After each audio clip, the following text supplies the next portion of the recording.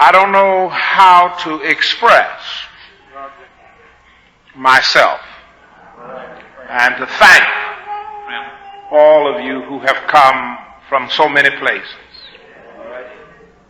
And not any of you have had to be asked to come. All of you called and said, I'm on my way. I have not stood as an act of super strength, nor a selfish effort. I have no special strength for this task. I have never done this before.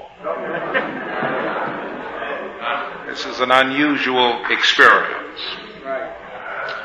But I stand fulfilling a promise that my member asked of me. My member said, preach my funeral. And I was not only her husband and lover, I'm her pastor. I baptized her, and I shall bury her remains. There'll be some rough spots.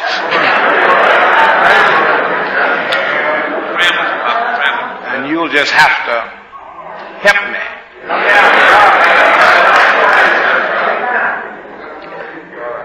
I said to someone who called me today, this morning, they said, Hill, how are you feeling?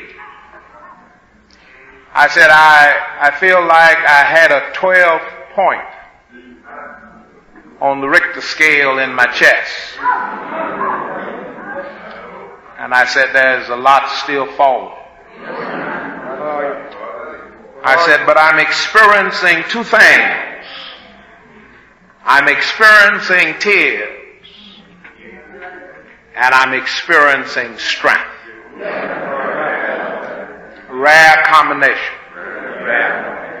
I'm crying, and I'm getting strong. And he promised that as my days, so will my strength. He did promise that. And so I have come. I shall preach today from the subject, my wife's death in biblical perspective. My text is Job 1:21. The Lord gave, and the Lord hath taken away. Blessed be the name of the Lord. The Lord gave, and the Lord hath taken away. Blessed be the name of the Lord. My wife's death in biblical perspective.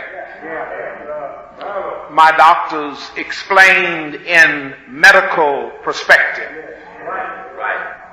the passing of my wife. The Lord gave, and the Lord hath taken away. Now I recognize that this is a controversial text. Many said that the Lord giveth, but they said it is not right to say he taketh away. This is a raging controversy among you preachers who are having trouble just accepting the word.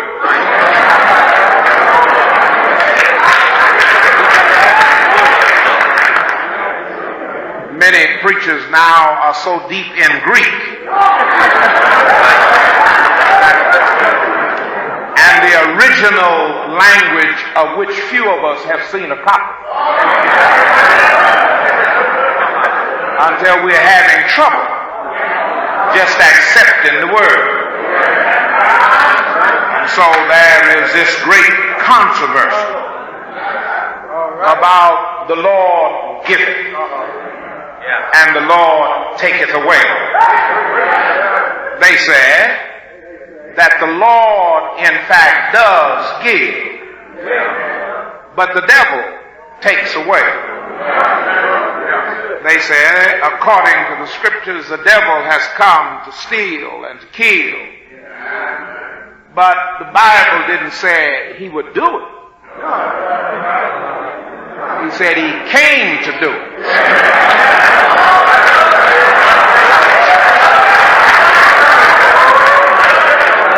And if you don't have no shepherds, he will do it. But when the Lord is your shepherd,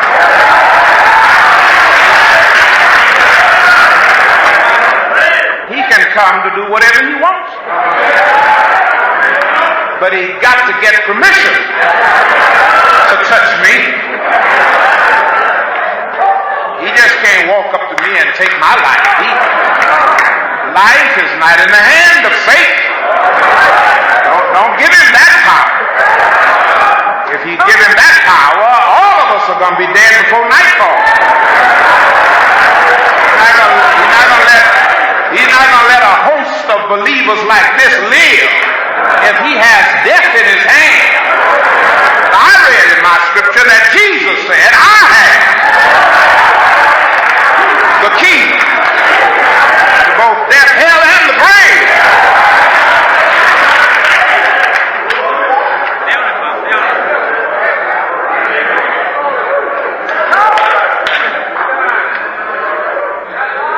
Job said that the Lord gave. In my wife, he gave a great gift. She was a gift from the union of great powers. I want to pay respect and honor to the parents of my wife. My wife was well bred. My wife's father was a distinguished man who got his PhD from Cornell University in 1920. My wife's mother was secretary to Felton Clark Sr. at Southern University of Baton Rouge. She was secretary to the lady who organized Phyllis Wheatley homes throughout America. My wife was well bred. And I want to drop a word. Be careful who your children are mating up with.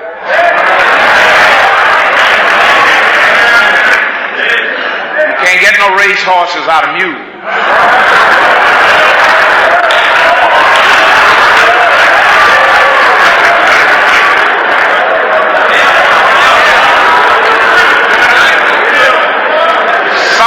Relationships have to be broken up.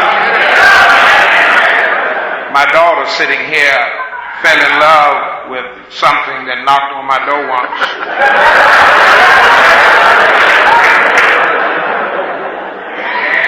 And he said, "Is North Rose here?" I said, "Here." I said, "Not for you."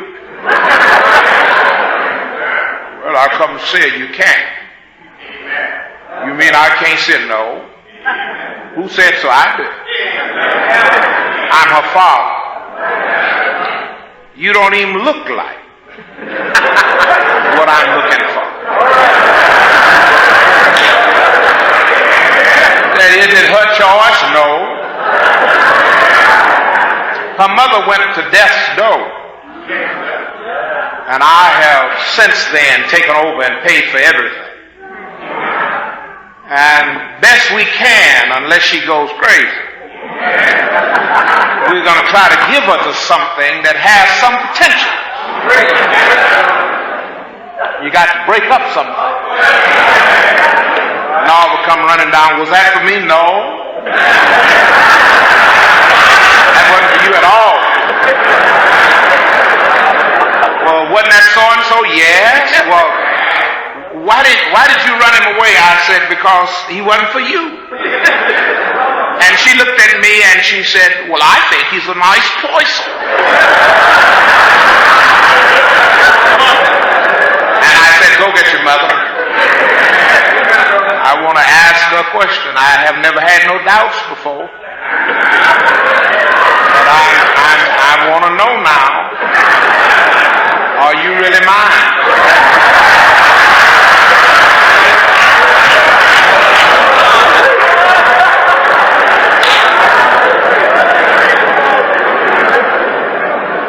She said to me once in anger and attempted to hurt me, but it didn't because I was aware of a motive. She said, I will never marry a man like you. You're a chauvinist. You're a dictator. She said, you're good for my mother, but never for me. So I finally married her. I'm the president of the National Chauvinist Association. I married her to the vice president.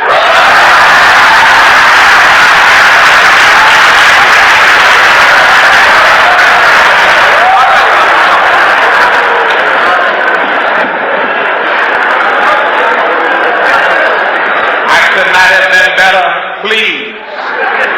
I said, you're acting like a hill now. And every now and then, when I'm alone with her, and when I'm thanking God for my son-in-law, my daughter's an attorney practicing in Bronx, New York, and my son-in-law is an attorney practicing on Wall Street. You have to mate them up.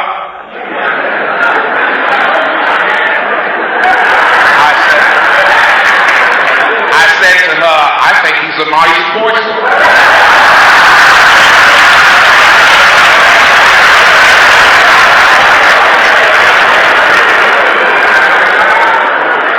The Lord giveth.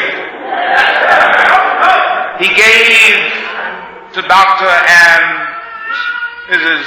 John Milton Carruthers a sweet child. She honored her parents. She loved them dearly. She labored beside the bedside of her father till death. She kept in her home her mother till death and made her last days her best days. The Lord gave. She was never any trouble to her parents.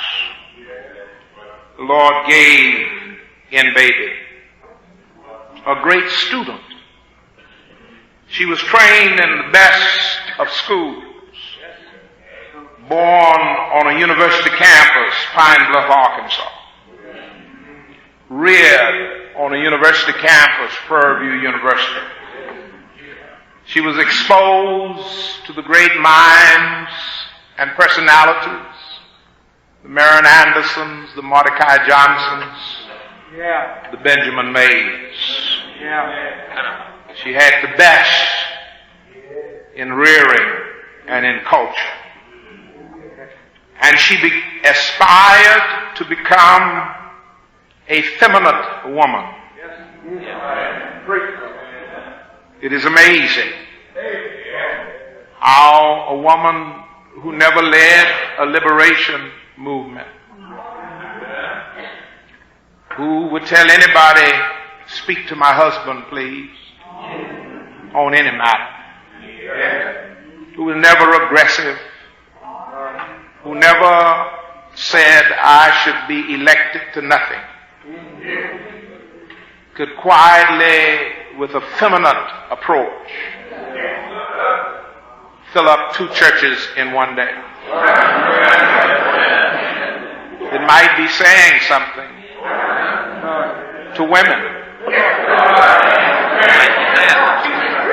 You may not have to get out here and fight with us. You might need to just be what God made you.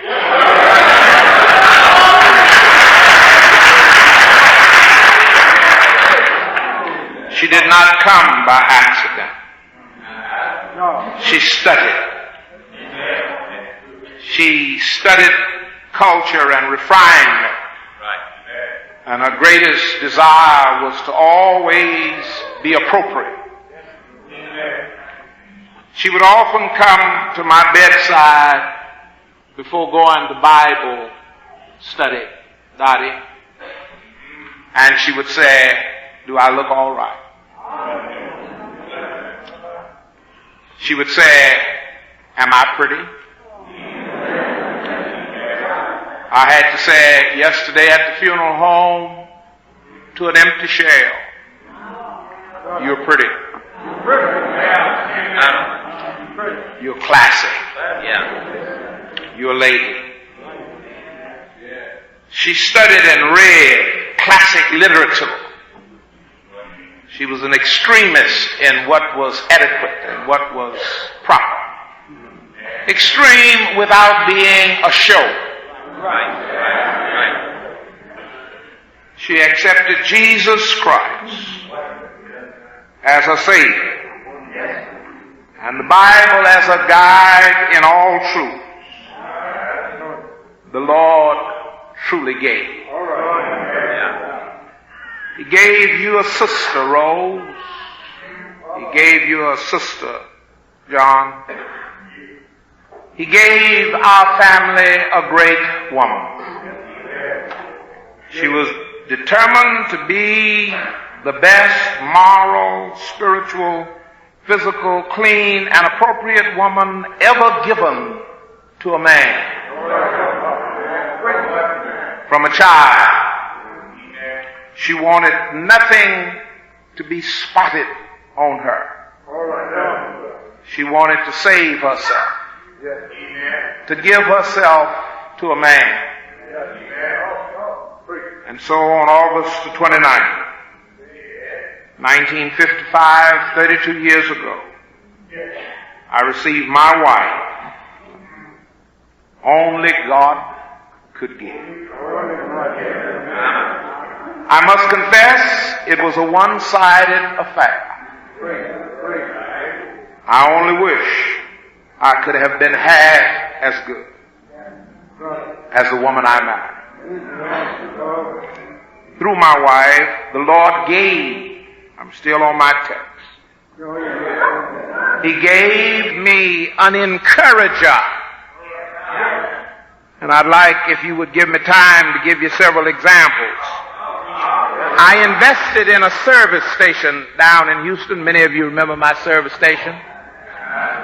And I lost my shirt. And my wife, for one of those rare moments, said to me, "Edward, you don't have time for service station. I wouldn't put any money in that." I said, I want to do it. She said, "Go right ahead." When I lost it, I called her and I said, "Well, I've lost the station." She said, "All right." And when I got home, she wasn't at the door, and that's always her position, would be at the door. I said, she's pouting because we done lost this money. And I said, "Baby, where are you?" She said, "I'll be out in a little bit." And she kept on. I said, she's back there pouting because she's trying to tell me she told me so. And she finally came out, and I said, "Now, what's wrong?" She said, "Well, I've been figuring up something." I said, "What have you been figuring?" She said, "Well, I figured that you don't smoke and you don't drink. And if you had smoked and drank, you would have lost by smoking as much as you've lost in the service station. So 6 in one hand, half dozen in the other. Let's forget it."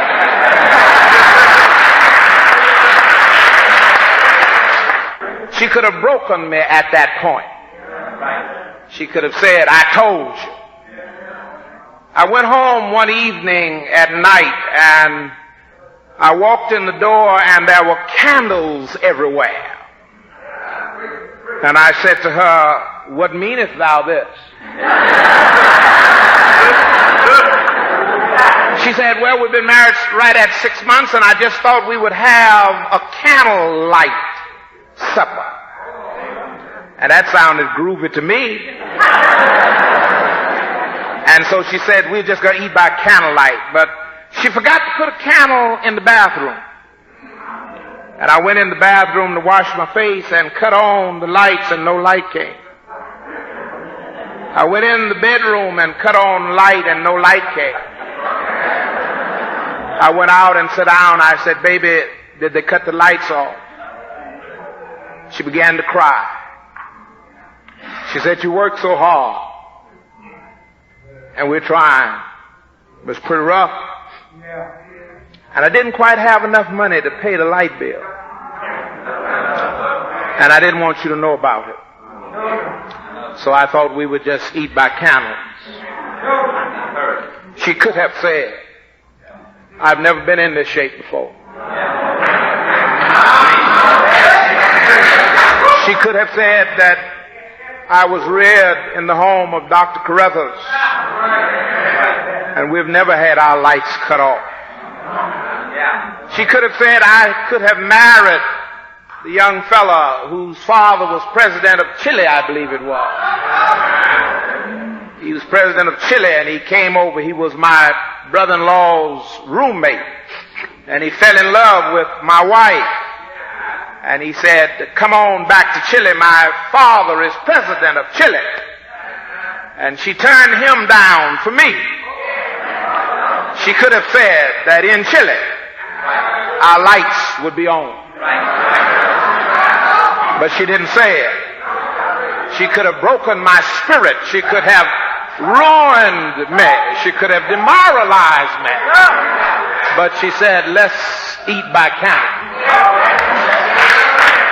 We'll turn the light on one day. Somehow or another, we're going to get these lights on, but let's eat by candles. She was my protector. One week when I received quite a few death notices, and one night when I received a notice that I would be killed the next day, I woke up thankful to be alive, but I noticed she was gone. And I looked out the window and my car was gone. And I went outside and finally she drove up in a row. And I said, where have you been? She said, it just occurred to me that they put a bomb in that car last night. And that if you had gotten in there, you would have been blown away. So I got up and drove it. And she said, it's all right.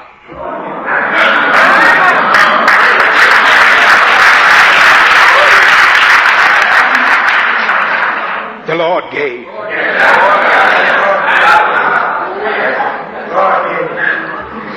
The greatest thing I liked about it, she was so excitable. It did not require a fur coat. Just a simple print dress.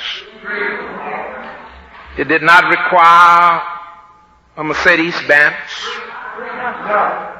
Just a simple Ford. And she was so excited. It did not require the stouffer.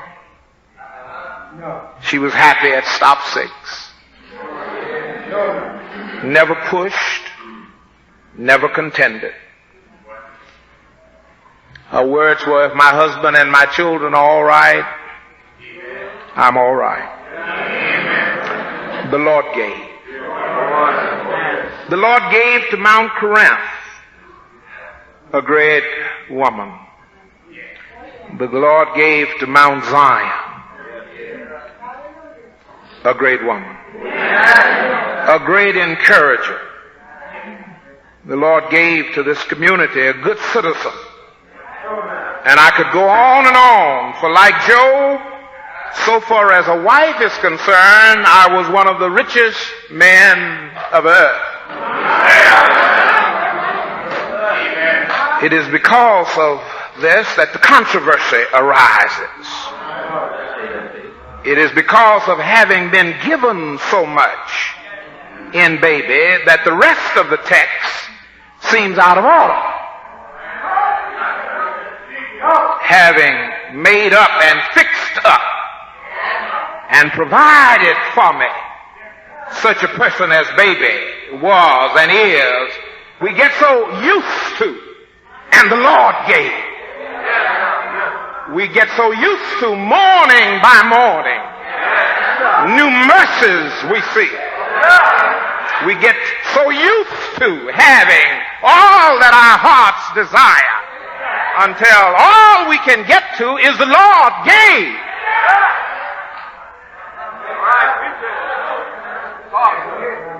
There are those who can say, everything I've asked, God has given it to me. And if that's true in your experience, keep on living. Because I'm a witness that there is some more to this verse. For it says, and the Lord, same God, take it away. We get so used to, and the Lord give it. We take it for granted. And so when the Lord taketh away, we pitch a temper tantrum.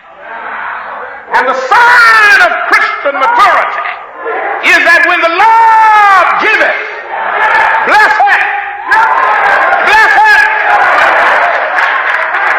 When he rains down blessings, bless it.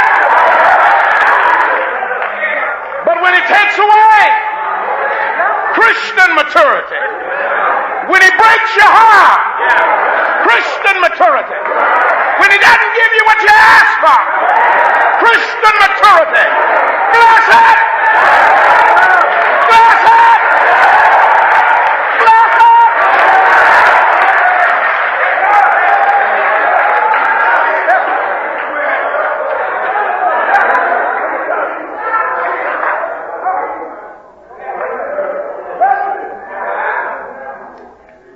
Job said, here is the biblical explanation.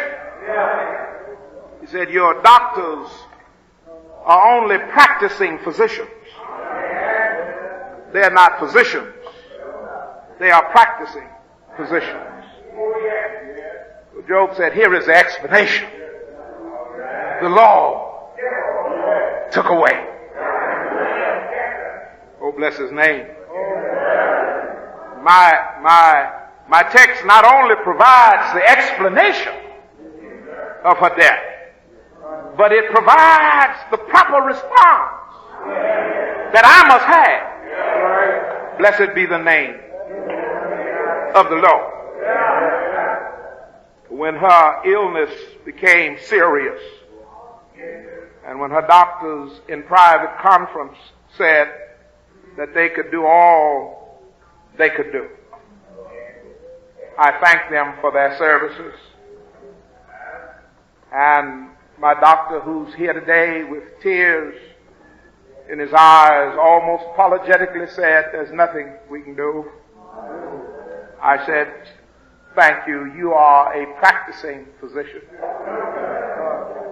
You practice the best you can. And I went into the chapel. And in the chapel I said, God, I want to talk to you. And I want you to permit me to speak to you as I am. I'm an ignorant man.